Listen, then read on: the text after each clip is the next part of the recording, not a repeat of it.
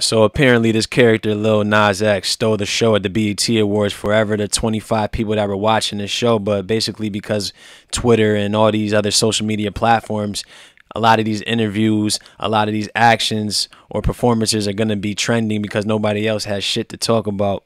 When you're growing up in this world and you have no culture, you're going to grow up in the midst of chaos and confusion for the most part. You're not going to know which move to make because you're not coming from a strong foundation where majority of the images of you are nothing but confusion, destruction, and degeneracy. What are you going to grow up believing? That you're nothing but a degenerate, that nobody values your life, nobody respects you, and nobody loves you. So-called black Americans are growing up in this confusion and chaos, and they're basically the laughingstock to all of the other nations. The perception of you is that you're nothing but thoughts and criminals, baby daddies and baby mothers, and that gets praised on platforms and channels like BET. Does the BET even stand for Black Entertainment Television anymore? You got to understand that a lot of people are becoming desensitized to situations to when you can see a man rocking bell bottoms and heels and dresses and you think nothing of it. That's how you know that people are becoming desensitized to these images. It doesn't really make any sense. But when you have no culture, anybody could do anything to you. These record execs that have these puppets out here to push these agendas are the ones pulling the strings, but nobody's really going for them.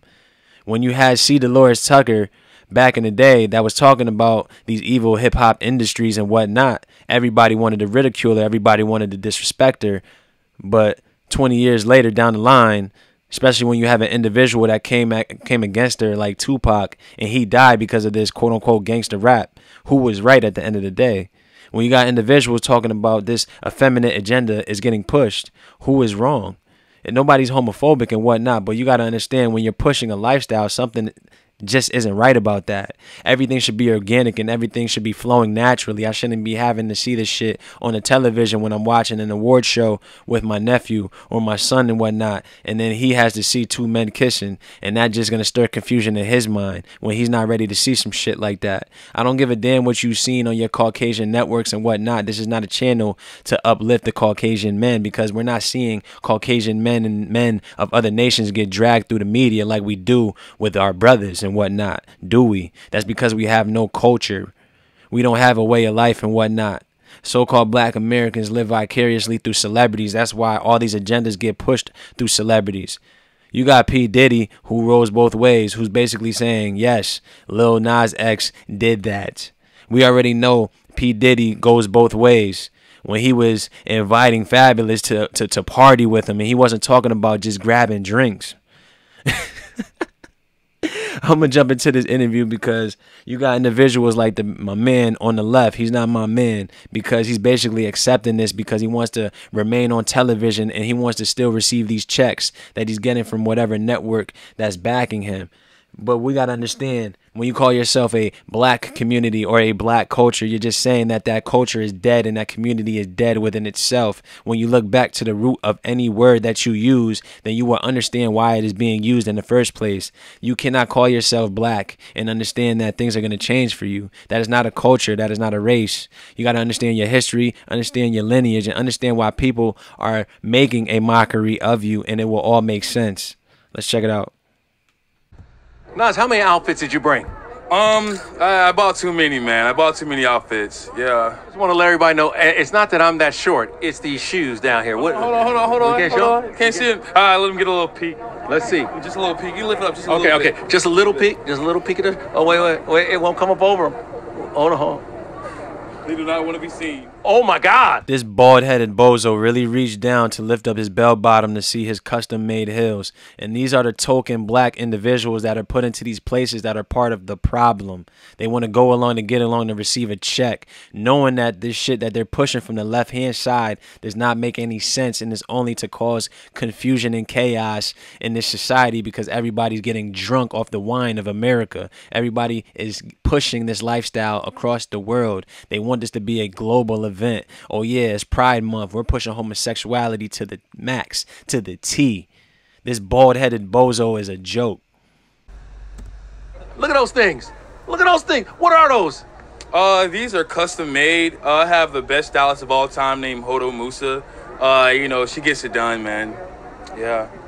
Did it trip you out a little bit with all the pushback that came back with Montero and the shoes and all that? Were you like, what's going on, y'all? Just relax. I thought it was way more than I would have believed that it would be. I mean, you know, but that's life. We got to push it forward.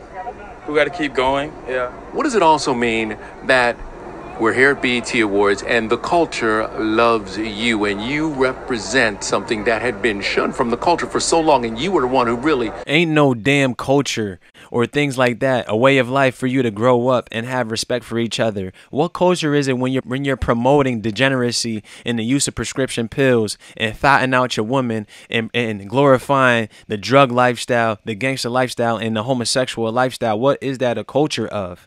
Who is this bald-headed bozo speaking for, man? What culture is loving you, endorsing you now? This is what I'm trying to say. So-called black man, you are a laughing stock in this world because you're not taking grasp of these situations. You're just going to accept them. You're just going to let them rock because you don't want to ruffle any feathers because you know this shit ain't right. Listen, ain't nobody coming against no homosexuals and whatnot. What you do is what you do. But what we got to understand is this shit is becoming the norm. This is becoming the norm to see sweet black men on these platforms, on these stages, kissing men and all this nonsense. And then you got bald-headed bozos like this token individual over here that's not even going to say anything that's going to ruffle any feathers, or he's not going to ask any questions for a friend. Everybody wants to be liked, like I said. Everybody wants to be accepted, and you want to think like a sheep. Ain't no fucking such thing as a so-called black culture, my dude. What is the culture of the so-called blacks in America? Hip-hop? Obviously, that's degeneracy, thought culture, criminal culture. What is it? Barbecues, wearing Timberlands and Jordans and shit like that. Like I said, chaos and confusion. When you have no culture, anybody and everybody is going to be doing whatever the hell they want. There's Luciferian lifestyles. Nobody wants to listen to their parents anymore. The parents are listening to the kids. Does it make any sense? The TV, the tablets are raising the kids. All these kids are human androids with the TikTok challenges, the dance moves that everybody wants to perfect and whatnot. Everybody wants to take pictures with filter. Yo, man, listen, nothing is real in this world no more. And all this shit is getting pushed for a reason. You're going to hear the slip in the interview. Made a difference. You made a huge difference in how we look at LGBTQ. I'm happy to be a part of this change. I know it's going to be a long way to go, you know, but we're here. We're queer. Get used to it. I just playing.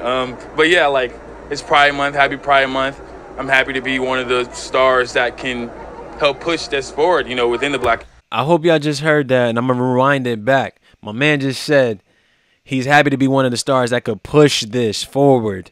His man's target audience is children.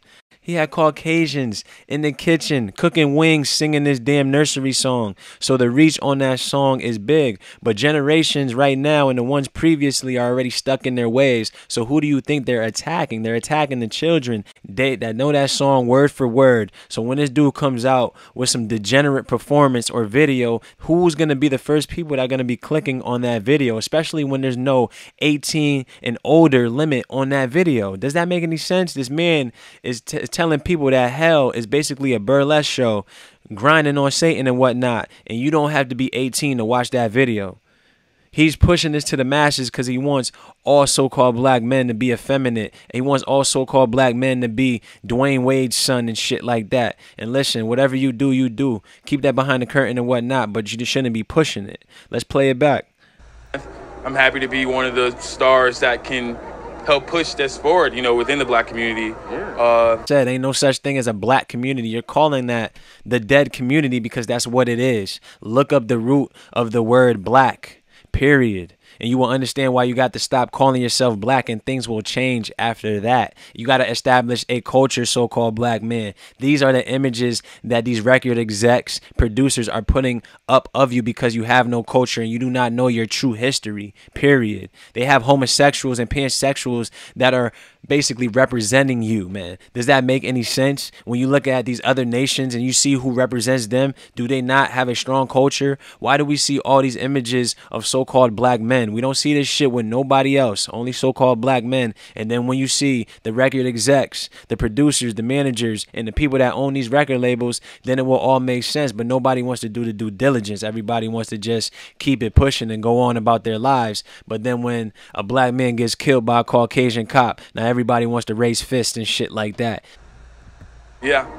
It's a big deal. It's a big deal because I see kids looking at you and saying, I love that guy. I love. And that's the main problem, you bald-headed bozo. You got kids that are watching this dude. You got kids that could go on YouTube, click on this song. This dude was traveling to elementary schools doing this. This dude was on Sesame Street performing, and now he's wearing heels and bell bottoms and pulling up to award shows rocking dresses.